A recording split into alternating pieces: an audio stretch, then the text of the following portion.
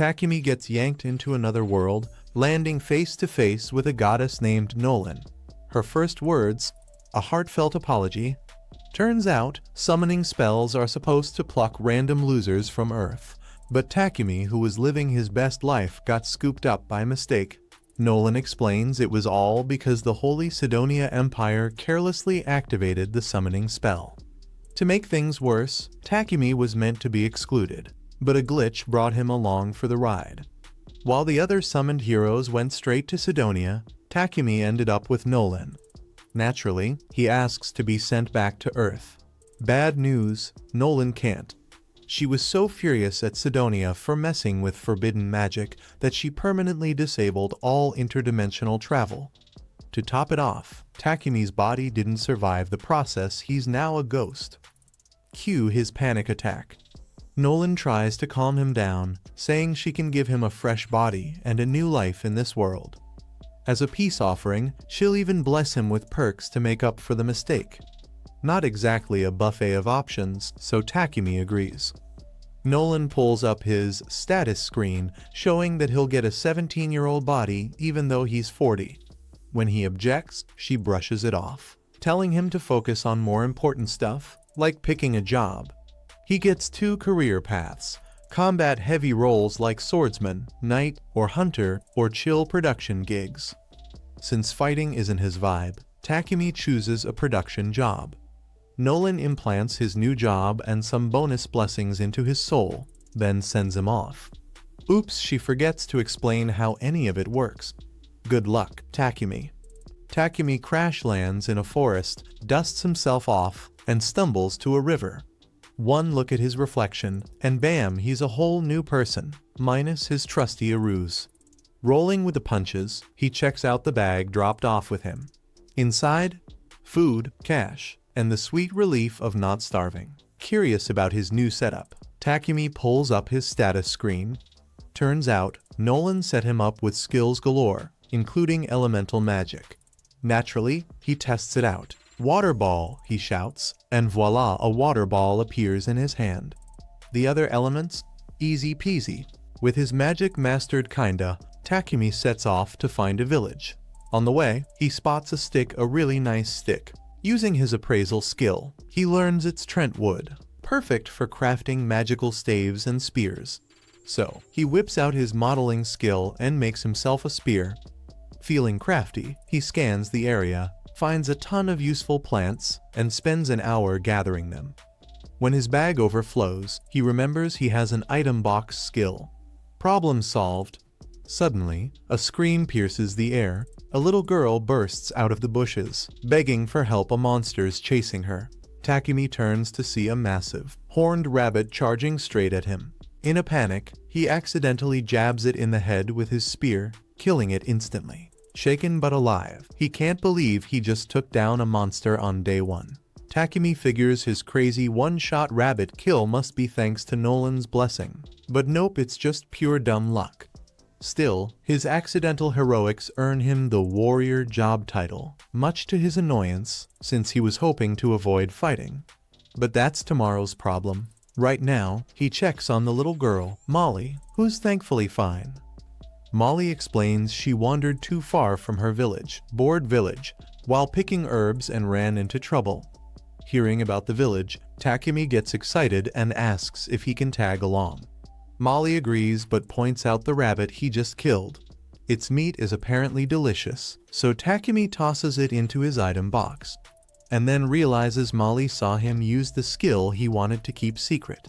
Oh well, too late now. As they head to the village, the rest of the summoned Earthlings arrive in the Sidonia Empire, completely lost. Before they can make sense of anything, a woman calling herself Empress Elizabeth rolls out the red carpet, calling them heroes and begging for their help to save the world. She's all smiles, but the group immediately clocks her as shady. One of the girls, Akana, suddenly feels a gut instinct thanks to Nolan's revelation blessing that Elizabeth is bad news. Meanwhile, back in Board Village, Molly's parents, Banga and Martha, warmly thank Takumi for saving their daughter. Takumi asks if he can stay for a while since he has nowhere else to go. The villagers welcome him but admit there's no inn. though they're happy to build him a house. Takumi wants to pitch in, so he uses earth magic to level the ground.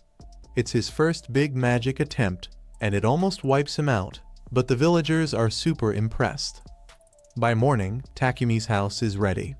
With his carpentry, blacksmithing, and sewing skills, he quickly decks it out with furniture. Then he dives into a new hobby, alchemy. Borrowing ore from the village blacksmith, Boron, Takumi extracts metals like iron, and even magic iron with ease, though it drains his mana like crazy. He gets carried away and passes out, only to be found by Molly, who thinks he's dying. Luckily, Banga and Martha revive him with a recovery potion and make him promise not to overdo it again. Over time, Takumi refines his crafting skills, making weapons, tools, and even some potions using herbs he collected. Banga is so impressed he offers to buy potions from Takumi, giving him a shot at becoming the village's go-to alchemist. Between forging swords with Boron and brewing potions, Takumi starts settling into his new life. After getting his hands on a basic potion from Banga, Takumi dives into brewing his own. Using H-cup leaves and water, he whips up a blue potion that's somehow bluer than Banga's. It even radiates magic vibes, but Takumi isn't sure if that's a good thing or a recipe for disaster. To test it safely, he decides to build up some poison tolerance the old-fashioned way by almost poisoning himself repeatedly and healing up after. Not the best day for his stomach, but hey, he unlocks a shiny new purification skill. Just as he's recovering, a giant boar bursts onto the scene. Takumi grabs his spear, only for it to snap like a twig against the boar's tough hide. Desperate, he tries magic, but nothing works. Things get worse when a venomous spider shows up. However, instead of attacking Takumi, the spider lunges at the boar, giving him a chance to try one last trick. Using his alchemy skill, he breaks down the boar's head mid-charge and finally survives the chaos.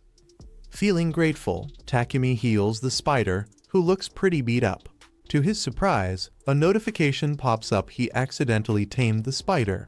Though hesitant to keep a dangerous monster, the spider's puppy dog eyes win him over. He names her Maple, officially making her his new, 8-legged companion.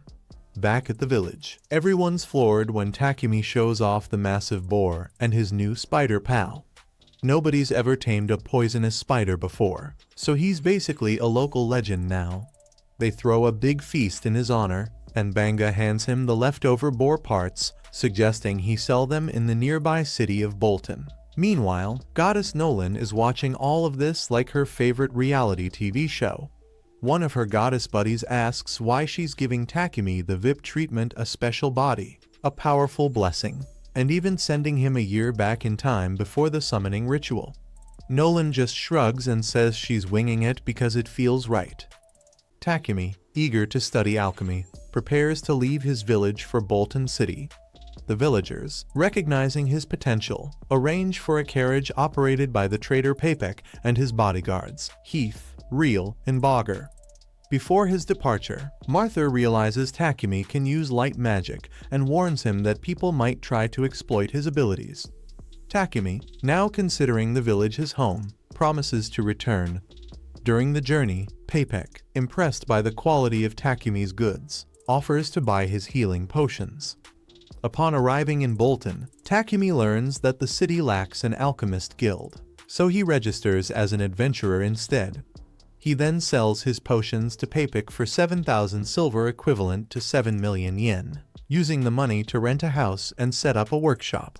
While settling in, he notices the city's inefficient sewage system and crafts a toilet that purifies waste. Papek is astonished by this invention and immediately places an order for 100 units.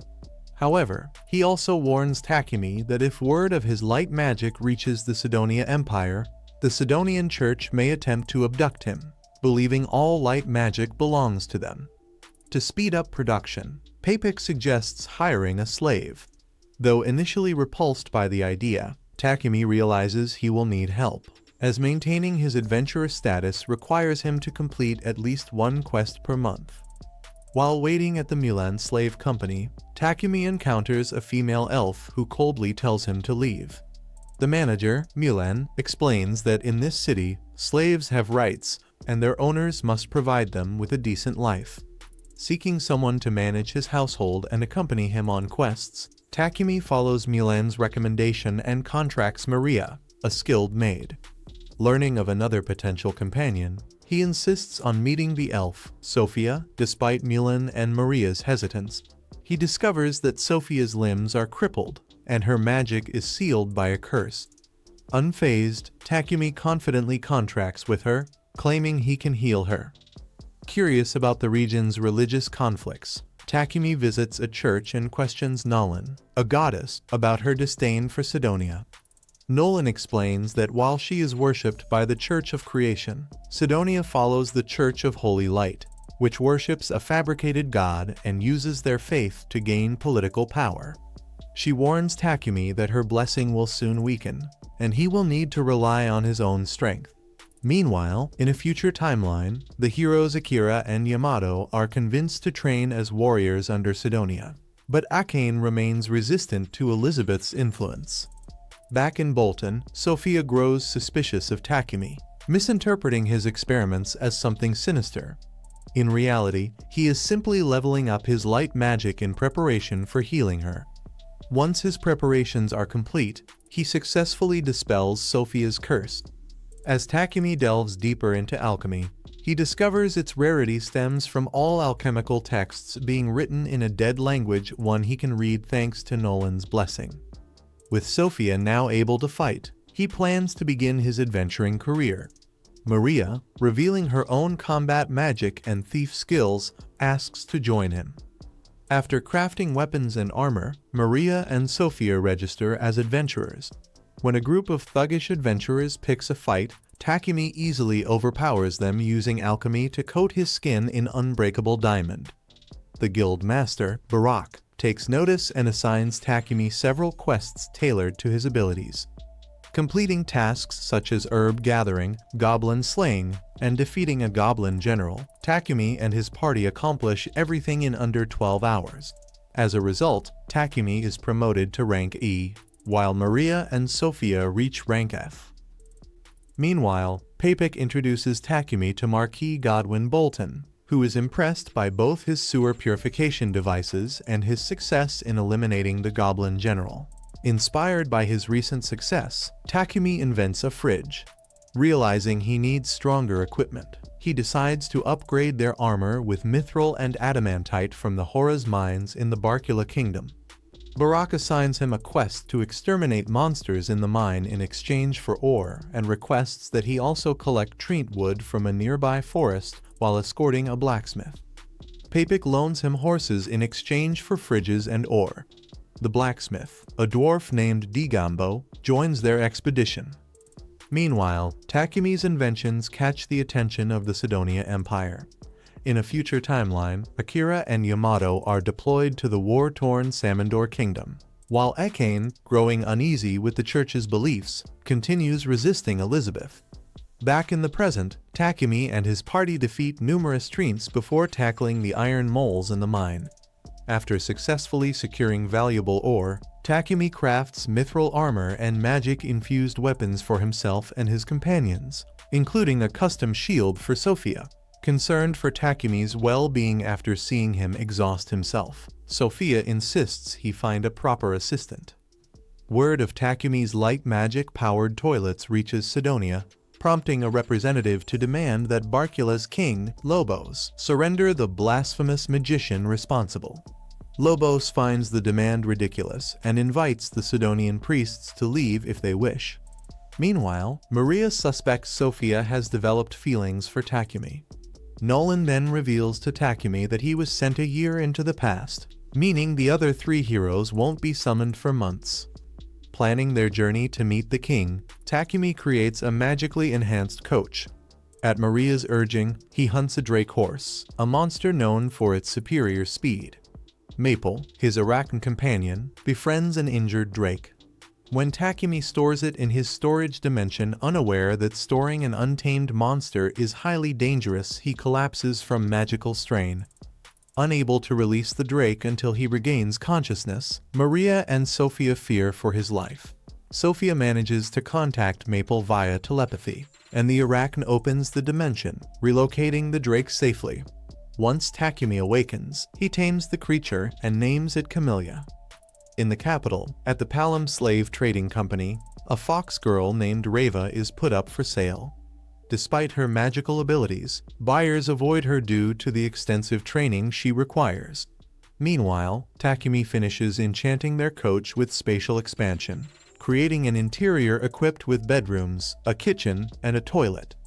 Recognizing the growing threat to Takumi, Marquis Godwin increases his protection against Sidonia's interference. In the future, Akane, disturbed by the Church of Holy Light's doctrine, investigates their belief that humans, created by Goddess Anat, are superior to all other races. Arriving in the capital, Papik suggests crafting a second carriage as a gift for the king. With 5 days until their royal audience, Takumi agrees and secures a private workspace at the Palom Company. Sophia, exasperated by his workload, demands that he find an assistant. Palom's manager, Bolton, introduces him to Reva, who is thrilled when Takumi hires her and agrees to send her wages to support her family. Meanwhile, Sidonia's king, furious that his demands have been ignored, considers invasion. Elizabeth, however, advises patience, proposing they summon the 3 heroes first while spreading rumors to turn Sidonia's devout followers against Takumi. On the day of the royal ceremony, King Lobos casually introduces himself to a stunned Takumi before the official event. While he acknowledges Takumi's contributions, he regrets that granting him a noble title would expose him to Sidonia's wrath. Meanwhile, Elizabeth's spies acquire one of Takumi's sewer purification devices and send assassins to eliminate him. As Raver registers as an adventurer, the guild reminds Takumi that his party needs a name. Inspired by his nostalgia for Japan, he chooses Wings of Nolan. Upon returning to Bolton, they are ambushed by assassins wielding paralysis poison. However, Takumi's poison resistance skill allows him to fight back and defeat them. Barak arrests the would-be killers and urges Takumi to report the attack to Marquis Godwin so they can prepare for whatever is coming next.